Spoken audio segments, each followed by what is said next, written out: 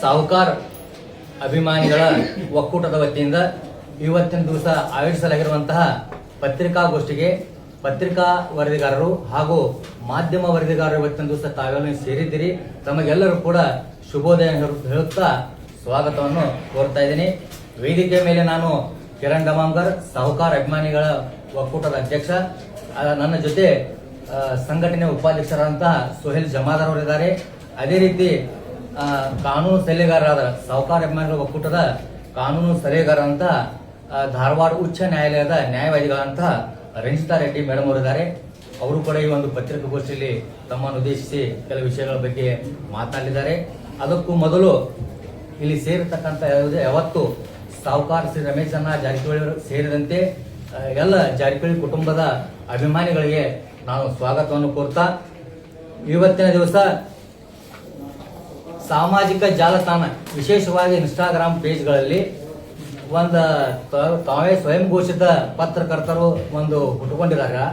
ಅವ್ರೇನು ಮಾಡತ್ತಾರಪ್ಪ ಅಂದ್ರೆ ಮೊನ್ನೆ ನಡೆದಂತ ಹುಕ್ಕೇರಿ KDP ಮೀಟಿಂಗ್ ನಂತರ ರಮೇಶ್ ಕತ್ತಿ ಏನು ಈ ಹಿಂದೆ ಚಿಕ್ಕೋಡಿ ಲೋಕಸಭಾ ಸಂಸದರಾಗಿದ್ರು, ಅವರು ಒಂದು ಹೇಳಿಕೆ ಕೊಡ್ತಾರೆ. ಏನು ಕೊಡ್ತಾರಪ್ಪ ಅಂದ್ರೆ ಅಶ್ಲೀಲ ಭಾಷೆಯನ್ನು ಬಳಸಿ ಜಿಲ್ಲಾ ಉಸ್ತುವಾರಿಗಳ ಹೆಸರು ತೆಗೆದುಕೊಳ್ಳದೇ ಕೆಲ ಘಟನಾವಳಿಗಳನ್ನ ಪ್ರಸ್ತಾವನೆ ಮಾಡಿ ಈ ಹೊಲಸು ಶಬ್ದಗಳ ಬಳಕೆ, ಇತ್ತೀಚಿನ ಜಾನಪದಗಳ ಬರ್ತದ ಹೊಲಸು ಶಬ್ದವನ್ನ ಅಶ್ಲೀಲ ಪದವನ್ನ ಬಳಕೆ ಮಾಡಿ ಹಲವಾರು ಬಾರಿ ಆ ಒಂದು ಪತ್ರಿಕಾಗೋಷ್ಠಿ ನಡೆಸಿದ್ದಾರೆ. ಅದನ್ನೇನ್ ಮಾಡಿರಪ್ಪ ಅಂದ್ರೆ ಜಿಲ್ಲಾ ಉಸ್ತುವಾರಿ ಸಚಿವರಾದ ಸತೀಶ್ ಜಾರಕಿಹೊಳಿ ಅವರನ್ನ ಟಾರ್ಗೆಟ್ ಮಾಡಿಕೊಂಡೇ ಆ ಪತ್ರಿಕಾಗೋಷ್ಠಿ ಮಾಡಿದ್ದು. ತದನಂತರ ಅವರ ಪ್ರಾಯೋಜಕತ್ವದಲ್ಲಿರುವಂತಹ ಕೆಲ ಇನ್ಸ್ಟಾಗ್ರಾಮ್ ಪೇಜ್ನ ಅವರ ಅಭಿಮಾನಿಗಳಿರ್ಬೋದು ಅಥವಾ ಅವರೇ ಒಂದು ಕಪೋಲಕಲ್ಪಿತವಾಗಿ ಏನು ನಿರ್ಮಾಣ ಮಾಡ್ಕೊಂಡಾರು ಆ ಒಂದು ಪತ್ರಿಕಾ ಮಾಧ್ಯಮ ಏನದ ಅವರದ ಅಂತ ಒಂದು ಜಗತ್ತಿನದ. ಅವ್ರೇನ್ ಮಾಡಿದ್ರು ಅಂದ್ರೆ 2021ರಲ್ಲಿ ಆಗಿನ ಬೆಳಗಾವಿ ಜಿಲ್ಲಾ ಉಸ್ತುವಾರಿ ಸಚಿವರು ಹಾಗೂ ಜಲಸಂಪನ್ಮೂಲ ಸಚಿವರಂತ ಶ್ರೀ ರಮೇಶ್ ಜಾರಕಿಹೊಳಿ ಹೇಳಿದಂತ ಒಂದು ಹೇಳಿಕೆ, ಅದೊಂದು ಟೋಪಿ ವಿವಾದ ಆಗಿತ್ತು. ಆ ಸಂಬಂಧದಲ್ಲಿ ಆ ಒಂದು ಆರೋಪ ಪ್ರತ್ಯಾರೋಪದ ಒಂದು ವಿಷಯದ ಭಾಗವಾಗಿ ಆ ಒಂದೇನು ಹೇಳಿಕೆ ಕೊಟ್ಟಿದ್ರು, ಆ ಹೇಳಿಕೆಯನ್ನ ಈಗ ಮೊನ್ನೆ ರಮೇಶ್ ಕತ್ತಿ ಅವರ ಪ್ರೆಸ್ ಮೀಟ್ ನಂತರ ಅದನ್ನ ಹಾಕುವಂತ ಕೆಲಸ ಆಗತ್ತೈತಿ. ಎಲ್ಲ ಹಲವಾರು ಆ ಪೇಜ್ಗಳು ಇವತ್ತು ದಿವಸ ನಮ್ಮಲ್ಲಿ ದಾಖಲಾತಿಗಳು ಇಟ್ಕೊಂಡಿದ್ದೇವೆ. ಆ ಎಲ್ಲ ಪೇಜ್ಗಳಲ್ಲಿ ಆ ಹಳೆ ವಿಡಿಯೋಗಳು ಹಾಕೋದ್ರ ಮುಖೇನ ಶಾಂತಿಯನ್ನು ಭಂಗ ಮಾಡುವಂತಹದ್ದು, ಅಭಿಮಾನಿಗಳಲ್ಲಿ ಗೊಂದಲ ಉಂಟು ಮಾಡುವಂತದ್ದು ಕೆಲಸ ಮಾಡತ್ತಿದ್ದಾರೆ. ಈ ಕೆಲಸ ಕಾರ್ಯದಿಂದ ಅವರಲ್ಲೂ ಈ ಕೂಡಲೇ ಎಚ್ಚೆತ್ತುಕೊಂಡು ಈ ಏನ್ ಹಾಕಿದ್ರ ವಿಡಿಯೋಗಳ ಅವನ್ ಡಿಲೀಟ್ ಮಾಡಿ ಬೇಷರತ್ತ ಕ್ಷಮೆಯನ್ನು ಕೇಳಬೇಕು ಮೊದಲನೇದು. ಇನ್ನ 2021 ಘಟನಾವಳಿ ಅದೊಂದು ಭಾಗ ಆದ್ರ ಈಗಾಗಲೇ ಸಾಹುಕಾರ್ ಶ್ರೀ ರಮೇಶ್ ಜಾರಕಿಹೊಳಿ ಸಂಬಂಧಿಸಿದಂತೆ ರಾಜಕೀಯ ದುರುದ್ದೇಶದಿಂದ ಏನೊಂದು ಆರೋಪ ಬಂದಿತ್ತು, ಆ ಆರೋಪ ಸಂಬಂಧಪಟ್ಟಂಗ ಕೆಲ AI ಮೂಲಕ ಜನರೇಟ್ ಆದಂತ ಕೆಲ ಪಿತೂರಿಯ ಮೂಲಕ ಒಂದೇನು ವಿಡಿಯೋಗಳನ್ನು ತಯಾರು ಮಾಡ್ಕೊಂಡು ಆ ಛಾಯಾಚಿತ್ರ ತಯಾರು ಮಾಡ್ಕೊಂಡು ಏನ ಆರೋಪ ಮಾಡಿದ್ರು ಸುಳ್ಳು ಆರೋಪ, ಆ ಆರೋಪದಲ್ಲಿ ಒಂದು ನ್ಯಾಯಾಲಯಕ್ಕೆ ಮೊರೆ ಹೋಗಿ ಆ ವಿಡಿಯೋಗಳಿಗೆ ಹಾಗೂ ಆ ಛಾಯಾಚಿತ್ರಗಳಿಗೆ ನಿರ್ಬಂಧನ ತರಲಾಗಿದೆ. ಆ ನಿರ್ಬಂಧಿತರು ನ್ಯಾಯಾಲಯದ ಕಾನೂನನ್ನು ಉಲ್ಲಂಘನೆ ಮಾಡಿ ಇತ್ತೀಚೆಗೆ ಆ ಪತ್ರಿಕಾಗೋಷ್ಠಿ ನಂತರ ಆ ವಿಡಿಯೋಗಳನ್ನು ಹರಿಬಿಡುವಂತದ್ದು ಅಥವಾ ಆ ಒಂದು ಛಾಯಾಚಿತ್ರ ಹರಿವು ಬಿಡುವಂತದ್ದು, ಅಶ್ಲೀಲವಾದಂತಹ ಕಮೆಂಟ್ಗಳನ್ನು ಮಾಡುವಂತ ಒಂದು ಕಿಡಿಗೇಡಿಗಳ ಒಂದು ಗುಂಪೆ ಇವತ್ತು ಆಕ್ಟಿವ್ ಆಗಿ ಆ ಸಾಮಾಜಿಕ ಜಾಲತಾಣದಲ್ಲಿ ಕೆಲಸ ಮಾಡಕತೈತಿ. ಅದನ್ನ ನಾವು ಇವತ್ತು ಸಾಹುಕಾರ್ ಅಭಿಮಾನಿಗಳ ಒಕ್ಕೂಟದಿಂದ ಅದನ್ನ ಖಂಡನೆ ಮಾಡ್ತಾ ಇದ್ದೇವೆ. ಅಂತ ದುಷ್ಟ ಕಿಡಿಗೇಡಿಗಳು ಯಾರದಾರೋ ಅಂತವರ ಮೇಲೆ ಪೊಲೀಸ್ ಇಲಾಖೆ ಸೋಮೋಟೋ ಪ್ರಕರಣ ದಾಖಲು ಮಾಡ್ಕೋಬೇಕಾಗಿತ್ತು. ಯಾಕಂದ್ರೆ ಇವತ್ತು ನೋಡಾಕತ್ತೇವು SP ಅವರು ಸಾಮಾಜಿಕ ಜಾಲತಾಣ ಮೇಲೆ ನಾವು ನಿಗಾ ಇಟ್ಟೇವಂತಾರು. ನಿಗಾ ಇಟ್ಟಿದ್ರೆ ಅಂತ ಕಿಡಿಗೇಡಿಗಳ ಮೇಲೆ ಈಗಾಗಲೇ ಸಂಬಂಧಪಟ್ಟ ಠಾಣೆಗಳಲ್ಲಿ ಪ್ರಕರಣ ದಾಖಲು ಮಾಡಬೇಕಾಗಿತ್ತು, ಮಾಡ್ಕೊಂಡಿಲ್ಲ.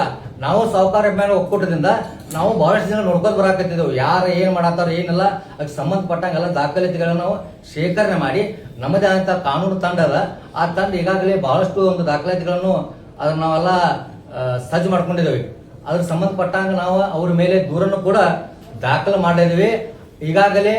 ಅದಷ್ಟೇ ಅಲ್ಲದೆ ಇತ್ತೀಚೆಗೆ ಸೆಪ್ಟೆಂಬರ್ ತಿಂಗಳಾಗ ಕಳೆದ ವರ್ಷ ಫೋಕಸ್ ಟಿವಿಯಲ್ಲಿ ಸಾಹುಕಾರ್ ಶ್ರೀ ರಮೇಶ್ ಜಾರಕಿಹೊಳಿ ವಿದೇಶ ಪ್ರವಾಸಕ್ಕೆ ಹೋಗಿದ್ರು. ಆ ಸಂದರ್ಭದಲ್ಲಿ ಆರೋಗ್ಯದ ಕುರಿತು ಸುಳ್ಳು ಸುದ್ದಿಯನ್ನು, ಮಾರಕ ಕಾಯಿಲೆ ಅನ್ನುವಂತ ಶೀರ್ಷಿಕೆ ಅಡಿಯಲ್ಲಿ ಸುಳ್ಳು ಸುದ್ದಿ ಪ್ರಸಾರ ಮಾಡಿದ್ರು. ಅಂತ ಆ ಚಾನೆಲ್ ಮೇಲೆ ಅಥವಾ ಅದರ ಸಂಪಾದಕರ ಮೇಲೆ ಈಗಾಗಲೇ ಒಂದು ನೋಟಿಸ್ ಅನ್ನು ನಾವು ಕೊಟ್ಟಿದ್ದೇವೆ. ಅದ್ರ ಬಗ್ಗೆ ನಮ್ಮ ಕಾನೂನು ಸಲಹೆಗಾರರು ಮಾತಾಡ್ತಾರ. ಈಗಾಗಲೇ ಅಂತ ದುಷ್ಟ ಶಕ್ತಿಗಳ ವಿರುದ್ಧ ಸಂಘಟನೆ ತುಂಬಿಕೊಂಡಿರೋದಿಲ್ಲ, ಅವ್ರ ವಿರುದ್ಧ ಕಾನೂನಾತ್ಮಕ ಹೋರಾಟವೂ ಮಾಡ್ತೇವೆ. ಮತ್ತು ಅವ್ರು ಏನಾದ್ರು ತಮ್ಮ ನಡವಳಿಕೆಯಲ್ಲಿ ಸುಧಾರಣೆ ಮಾಡ್ಕೋದೇ ಹೋದ್ರೆ ಅವ್ರಿಗೆ ತಕ್ಕ ಶಾಸ್ತಿ ಮಾಡುವಂತ ಕೆಲಸನೂ ಕೂಡ ಇನ್ನು ಮುಂದೆ ನಮ್ಮ ಸಾಹುಕಾರ ಅಭಿಮಾನಿ ಒಕ್ಕೂಟದ ಎಲ್ಲ ಕಾರ್ಯಕರ್ತರು ಹಾಗೂ ಮುಖಂಡರು ಮಾಡಿದ್ದೀವಿ ಅನ್ನೋಂಥ ಎಚ್ಚರಿಕೆಯನ್ನು ಕೊಡ್ತಾ ಇದೀವಿ. ಅವರಿಗೆ ಈ ಮೂಲಕ ಏನಪ್ಪಾ ಅಂದ್ರೆ ಇತ್ತೀಚೆಗೆ ಸಾಮಾಜಿಕ ಜಾಲದಲ್ಲಿ ಕೆಲ ಹುಡುಗರು ಅದಾವ, ಏನಪ್ಪಾ ಅಂದ್ರೆ ಫಸ್ಟ್ ಇಯರ್ ಸೆಕೆಂಡ್ ಇಯರ್ ವಿದ್ಯಾಭ್ಯಾಸ ಮಾಡ್ತಿರ್ಬೇಕು ಪಾಪ, ಅವ್ರಿಗೆ ಗೊತ್ತಿಲ್ಲ ನಾವಿಂತ ಪೋಸ್ಟ್ ಹಾಕಿದ್ರ ಅಥವಾ ಶೇರ್ ಮಾಡಿದ್ರ ನಮ್ಮ ಪರಿಸ್ಥಿತಿ ಏನಾಕೈತೆ ಅನ್ನೋದು ಅವ್ರಿಗೆ ಅರಿವಿಲ್ಲ. ಅವರು ಕೂಡ ಎಚ್ಚರಿಕೆ ಕೊಡತ್ತಿದ್ದೆವು. ಯಾವ್ದಾರ ನೀವು ಹುಕ್ಕೇರಿನ ಅಭಿಮಾನಿ ಇದ್ರ, ಹುಕ್ಕೇರಿ ಆಗೋ ಬದಾನ್ ಪಪ್ಪು, ಆ ಹುಕ್ಕೇರಿ ಪಪ್ಪು ಅಭಿಮಾನಿಗಳು ಯಾರಿದ್ರಿ ನೀವು ಭಾಳ ಎಚ್ಚೆತ್ಕೊಳ್ಬೇಕು. ಯಾವ್ದ್ರ ಹೇಳಿಕೆಯನ್ನು ಶೇರ್ ಮಾಡಿದ್ರೆ ನಿಮ್ಮ ಏನಪ್ಪಾ ವ್ಯೂಸ್ ಬರಲಿ ಅಥವಾ ಪ್ರಚಾರ ಸಿಗಲಿ, ನಿಮ್ಮ ಪೇಜ್ ಮುಂದೆ ಹೋಗ್ಲಿ ಅಂತ ಒಂದು ಕೆಟ್ಟ ವಿಚಾರದಿಂದ ಅಥವಾ ತಾವೇನು ಮಾಡಾಕತ್ತಿದ್ರ ನಾಳೆ ನೀವು ಅಷ್ಟ ಅಲ್ದ ನಿಮ್ಮ ಕುಟುಂಬ ಸಹಿತ ಅನುಭವಿಸ್ಬೇಕಾಗ್ತದ. ಯಾಕಂದ್ರೆ ನಾವು ಡಿಫಾರ್ಮೇಶನ್ ಕೇಸ್ ಹಾಕಾಕತ್ತೇವು. ಈಗಾಗಲೇ ಫೋಕಸ್ ಟಿವಿ ಮೇಲೆ 20 ಕೋಟಿ ರೂಪಾಯಿದ ಇವತ್ತು ನಾವು ಕೇಸ್ ಹಾಕಾಕತ್ತೇವು. ಏನು ಮಾನಷ್ಟ ಮುಖದ್ಮೆ ಹಾಕಾಕತ್ತೇವು. ಅದರಿಂದ ಏನಾಕೈತಪ್ಪ, ಇದು ಏನ ಇವತ್ತಿಂದ ಒಬ್ಬ ಸುಳ್ಳು ಸುದ್ದಿ ಹಾಕಿದ್ದಾಗಲಿ ಬೇಕಾರ ವೈಯಕ್ತಿಕ ತೇಜೋವಧಿ ಮಾಡುವಂತ ವಿಡಿಯೋಗಳನ್ನ ಹಾಕಿದ್ದಲ್ಲಿ ಅವೆಷ್ಟು ತಪ್ಪಿತಸ್ತಾನೋ ಅದನ್ನ ಮುಂದೆ ಶೇರ್ ಮಾಡಾವು, ಅದಕ್ಕೆ ಕಮೆಂಟ್ ಮಾಡಾವು, ಅಷ್ಟ ಅದ್ರಾಗ ಅಪರಾಧ ಅನ್ನುವಂಥದ್ದು ಅವ್ರು ಮನವರಿಕೆ ಮಾಡ್ಕೋಬೇಕು. ಯಾವ್ದೋ ಹುಕ್ಕೇರಿ ಅಭಿಮಾನಿಗಳಿದ್ರ ನೀವು ಎಚ್ಚೆತ್ಕೊಳ್ರಿ. ಎಲ್ಲರ ಸಾಹುಕಾರ ಸೋದರು ನಾ ಯಾವ್ದೋ ಪಕ್ಷದಾಗಿರ್ಲಿ, ಪಕ್ಷ ಬೇರೆ ಪಕ್ಷದೇ ನಾವು ರಾಜಕೀಯವಾಗಿ ಚರ್ಚೆ ಮಾಡಕ ಅವ್ರವ್ರ ಅಭಿಮಾನಿಗಳು ಸಂದರ್ಭದಲ್ಲಿ ನಾವು ಯಾರು ಬೆಂಬಲ ಮಾಡ್ಬೇಕು ನಮ್ಗೆ ಗೊತ್ತೈತಿ. ನಾವು ಜಾರಕಿಹೊಳಿ ಸೋದರ ಪರವಾಗಿ ಆಯಾ ಕ್ಷೇತ್ರದಲ್ಲಿ ಅವ್ರ ಪರವಾಗಿ ನಾವು ಕೆಲಸ ಮಾಡ್ತೀವಿ.